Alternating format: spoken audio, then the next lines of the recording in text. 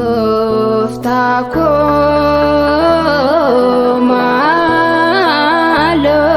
maaloo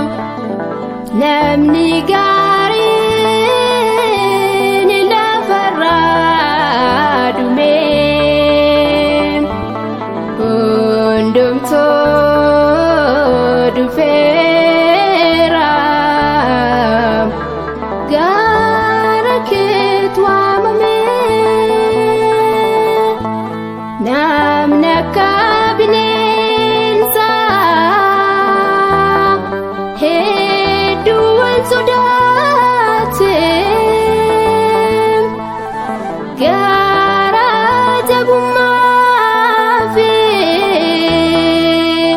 hammeenyi baay'ate Gooftaa koo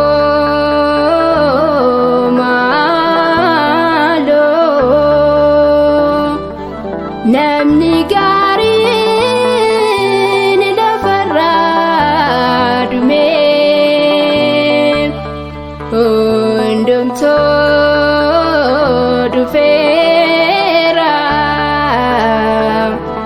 gara keetti waamamee namni akka bineensa sodaate gara jabummaa fi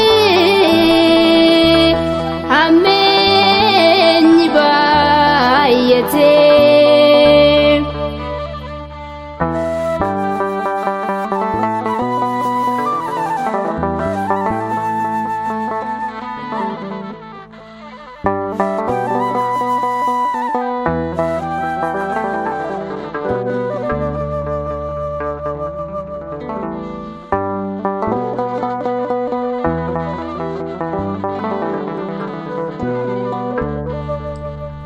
bifa fakkeenya isaan Waaqayyoon tolfamne namni duraan dursee jireenyaaf uumame supheen ogeessi tolchuu waan fedhe taasisa Waaqayyoon kan norku eenyuree yaadasa Gooftaa koo maaloo namni gaariin lafarraa dhumee hundumtuu dhufeera gara keetti waamamee namni akka bineensa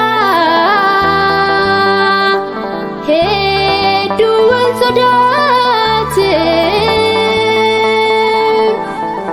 gara jabummaa fi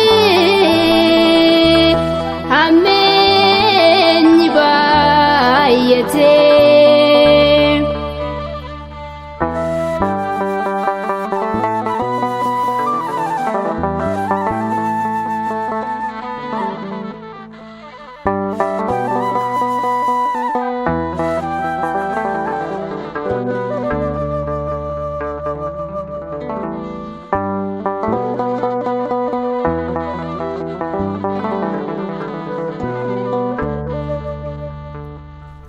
Umriin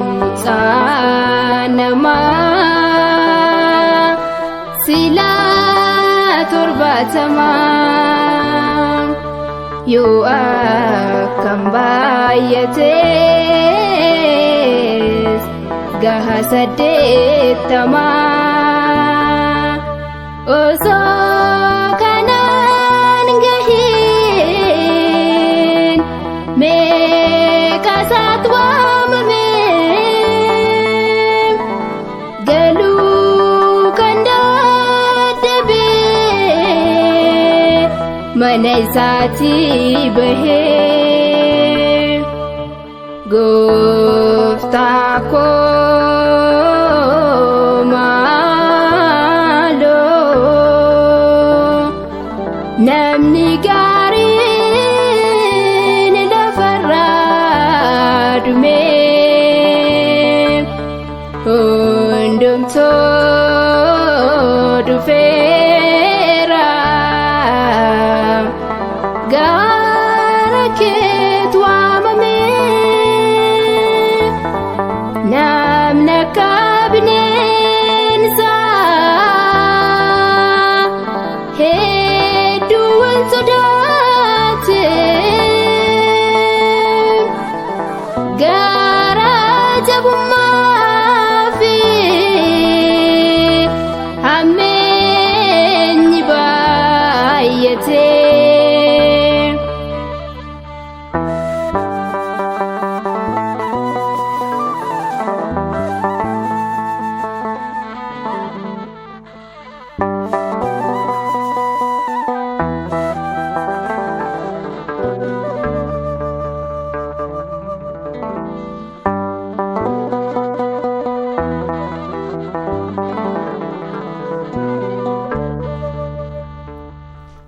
Ulfina qabeessa ta'uu isaa wallaalee bineeldota wajjin mataa isaa lakkaa'ee isaaf jecha gooftaan du'uu isaa jireenya tuffatee du'aa isaa filatee gooftaa koo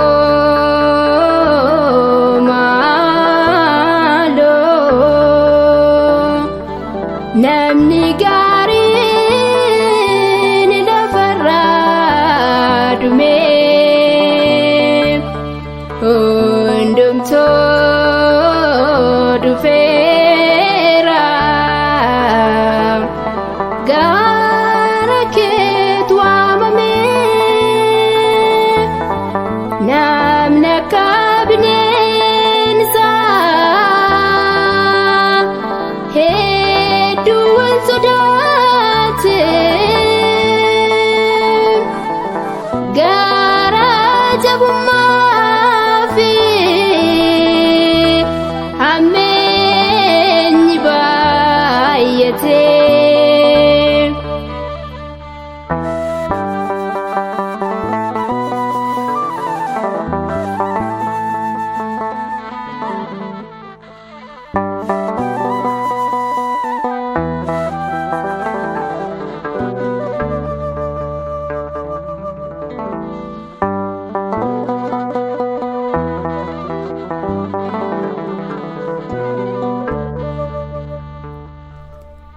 Waamicha mootiin waamee eenyutu hafaree dursee of qopheessaa yoo wayyaanis daaree hinuma hinaafamu tasaa hin barbaadamu carraan isaa gahee yoo gooftaan waamamu gooftaa koo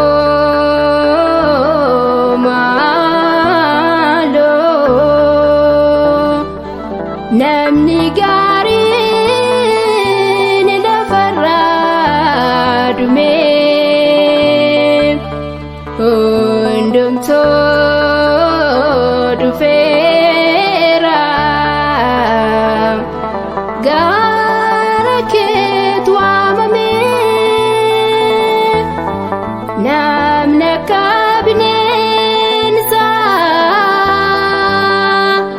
hedduu wal sodaate gara jabummaa fi hammeenyi baay'ate